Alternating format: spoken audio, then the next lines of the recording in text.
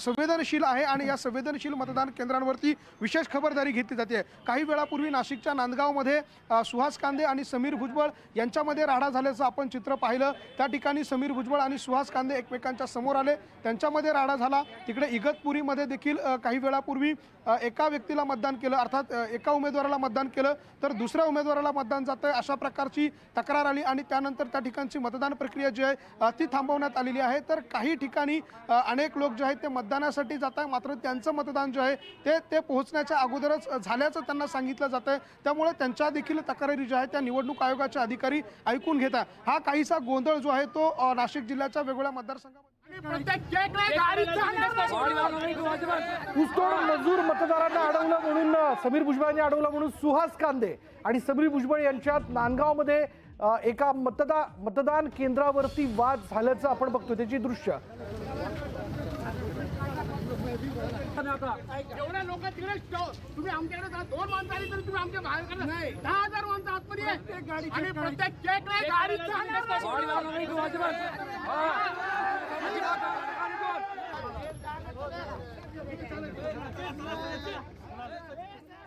याचबद्दल आपण अधिक बोलणार आहोत। आपल्या बरोबर आहेत नांदगाव विधानसभा मतदारसंघाचे उमेदवार समीर भुजबळ। समीर भाऊ, नेमकं काय झालं? आपण काय एवढे संतापलात? अहो, मी संतापलो म्हणजे मी त्या रस्त्याने जात होतो आणि बसेस, टेम्पो, ट्रक्स असे लाईनीने इथे उभे, म्हटलं हे इकडे काय चाललंय, तर म्हणून मी थांबलो तर बघतो तर काय तर आतमध्ये ते आमदार महाशयांची शाळा कॉलेज काहीतरी आहे आणि तिथे असे हजारो लोक जमलेले आणि तिथे जे तिथून ते त्यांना डांबून ठेवलेलं होतं। मग नंतर कळालं, मग मी पोलिसांना फोन केला, इलेक्शन कमिशनच्या अधिकाऱ्यांना फोन केला। इथे हजारो लोक जे आहेत ते डांबून ठेवलेले आहेत आणि पैसे वाटायचं काम चालू आहे मोठ्या प्रमाणात, तर खानावळी दिले जात आहेत आणि आतापर्यंत या इकडे जे आहे पोलिसांना कळायला पाहिजे होतं आणि पोलिसांनी हे असं जमून द्यायला नाही पाहिजे होतं।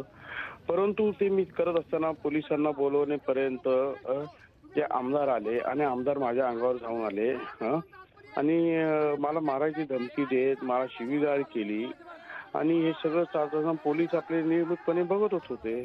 तर त्याच्यामुळे जे आहे त्यांच्याकडून आलेला जो काही क्राऊड होता त्याच्यामध्ये काही गुंड होते, ते गुंडही पाठीमागून उलटे आले आणि परत मला मारायचा प्रयत्न केला आणि त्या गुंडांची नावं आम्ही सांगितली। त्या गुंडांचे आम्ही 5 दिवसापासून यांना पत्र देतोय की बाबा हे तडीपार आलेले नाशिकमधून, तरी पण हे मनमाड शहरामध्ये वेपन काढून लोकांना धमक्या देत आहेत, अशी आम्ही रितसर कंप्लेंट सुद्धा दिली आणि आज त्यांच्या समोर ते आहेत तरी त्यांना म्हणतो अरेस्ट करा। त्यांनाही अरेस्ट नाही, उलट त्यांना सांगितलं की तुम्ही इथून पळून जा। पोलीसच त्यांना पळून लावून देत आहेत आणि इकडे एवढे मोठ्या प्रमाणात मॉब आणून सगळे गुंड आणून जे आहे आमच्यावरच उलटे जे आहे अंगावर चढून शिवेगाळ करून मारायच्या धमक्या देत आहेत। पोलीस फक्त बघायची भूमिका घेते। भाऊ, आपला पहिल्यापासून असा आरोप राहिलेला आहे प्रचारादरम्यानपासूनचा, आपण स्वतः भयमुक्त नांदगावचा नारा दिला, पण या सगळ्या याच्यामध्ये आपल्या कार्यकर्त्यांना वारंवार पहिल्यापासून धमकावले गेल्याचा आरोप तुम्ही केलाय, कितपत तथ्य यामध्ये? हो, तथ्य म्हणजे मी फॉर्म भरताना सगळ्या लोकांसमोर आमदारांनी ज्या पद्धतीने भाषण करून शिवीगाळ करून धमकवलं, मी सगळ्या प्रेस समोर आणि अख्ख्या जनतेसमोर मी ऑन एअर ऐकून दाखवलं नारा। आणि त्याच्यानंतर आज पण सगळ्या प्रेसवाल्यांच्या समोर मला शिव्या देत होते आणि मला मारायची धमकी देत होते। हे शब्द वापरले की आज तुझा मर्डर होणार,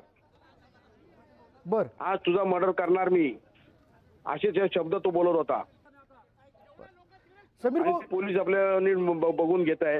हे जे आहे ना हे थांबवण्यासाठी मी इकडे माझ्यावर जर असं होतं तर तुम्ही जस्ट बघा की इथे बाकी सर्वसामान्य जनतेवर काय होत असेल इकडे। समीर भाऊ, तुम्ही वारंवार या विषयाला घेऊन तक्रार करताय, या गोष्टीची काही दखल घेतली गेली का? मी तुम्हाला सांगतो 4-5 दिवसापूर्वी कंप्लेंट देऊन सुद्धा त्याच्यावर दखल घेतली गेली नाही। जो वेपन घेऊन फिरतोय आमच्या समोर आताही मला मारायला आला आणि पोलिसांना दाखवतोय तो उभा आहे, त्यालाही सांगतात की जा तू पळून इथून, त्याला पळून लावलं, त्याला अरेस्ट सुद्धा केली नाही। जर तडीपारचा माणूस ज्या इकडे येतोय तर त्याला इमिजिएट अरेस्ट करायला पाहिजे होते, ते सुद्धा केलं नाही। जाणीवपूर्वक आपल्या तक्रारींकडे दुर्लक्ष केलं जातंय का? म्हणजे काय आहे तर तसंच आहे परिस्थिती। बरं, दुर्लक्ष काय म्हणजे कम्प्लीट वन साइडेड गुंडागर्दीचं राज आहे ते इकडे चालवलं जात आहे।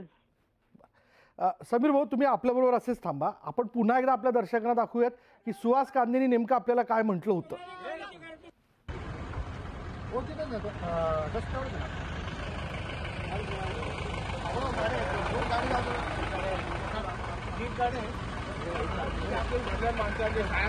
अलाव केला एकही गाडी बाहेर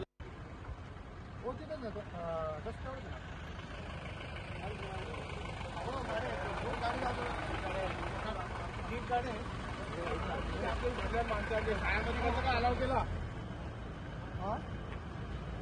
एकही गाडी बाहेर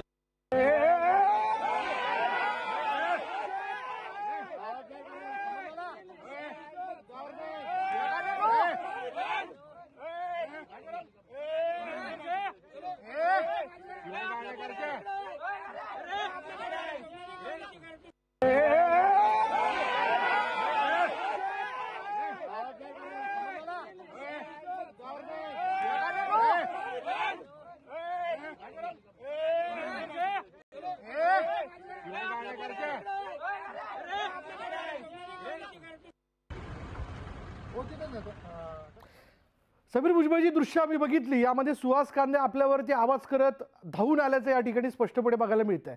आता काय नेमकं घडलं होतं हे पुन्हा एकदा जर आमच्या दर्शकांना सांगा, आणि हा सगळा वाद कशा पद्धतीने वाढला. त्यांची काय शैक्षणिक संस्था आहे या नांदगाव मनमाड रोडवर, तिथे जे आहे अनेक बसेस गाड्या वगैरे सगळ्या अशा बाहेर उभ्या होत्या. आतमध्ये अशी टेकडी आणि त्या टेकडीवर सगळं असं भरलेलं होतं. तर इथे कशासाठी थांबले म्हणून मी गाडी फिरून आलो आणि मी थांबलो तिथे. तर एक दोन जण तिथे त्यांना विचारलं काय, तो आतमध्ये जे आहेत बरेच लोक आहेत आणि आम्ही आता इथे मतदानाला जातो, म्हणजे तुम्ही कोण आहे काय. मग मी तोपर्यंत त्वरित जे आहे पोलिसांना वगैरे सगळ्यांना फोन लावले. एसपीशी बोललो मी, ऍडिशनल एसपीशी बोललो, पीआयशी बोललो. असे ते लोक आले, परंतु त्यांनी त्या काही गाड्यांना काही थांबवलं नाही. तितक्यात त्या 2-4 पोलीस आल्याच्या नंतर आमदार आले इथे आणि आमदार माझ्यावरती धावून आले, जेणेकरून की बाबा मी काहीतरी चुकीचं केलेलं, परंतु मी तिथे फक्त ते काय चाललंय हे बघायला आलो. आणि एका शैक्षणिक संस्था हजारो लोक थांबवणं, त्याचबरोबर एवढ्या गाड्या तिकडे असणं आणि पोलिसांना त्याची खबर सुद्धा नाही की जिथे आतमध्ये जेवण खाऊ ते स्वतःही बोलतायत त्यांच्या बाईट्स मध्ये किंवा आम्ही सगळं जेवणाळे ठेवलंय त्यांच्यासाठी. अरे हे आले पुन्हा तुम्ही त्यांच्यासाठी जेवण ठेवलं कसं काय, आणि तुम्ही इथे त्यांना शैक्षणिक संस्थेमध्ये दाबून ठेवलं का, आणि ते आता घेऊन पुढे तुम्ही चालले. बरोबर, जे तुम्ही जे म्हणतायत समीर भुजबळजी, हे सारं नियमाला धरून होतं का हे देखील तपासण्याची गरज आहे. आपल्या तक्रारीची दखल घेतली जाते का हे देखील पाहावं लागेल. धन्यवाद आमच्याशी बोलल्याबद्दल. यानंतर बातमी धुळ्यात शिवाजी हायस्कूल परिसरात राडा झालाय. पैसे वाटप केल्याच्या संशयावरून एका तरुणाला मारहाण करण्यात आली. कार्यकर्त्यांकडून या तरुणाला जोरदार मारहाण करण्यात आली आणि या तरुणाला जे ते पोलिसांनी ताब्यात घेतल्याचं कळतंय. धुळ्यातला हा सगळा प्रकार आहे.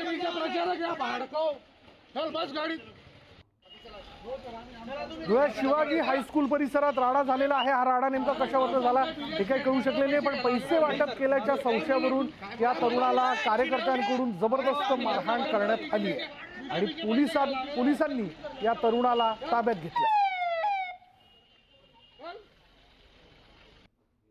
बाकी जरा गर्दी कमी करा. काय करत होता इथं?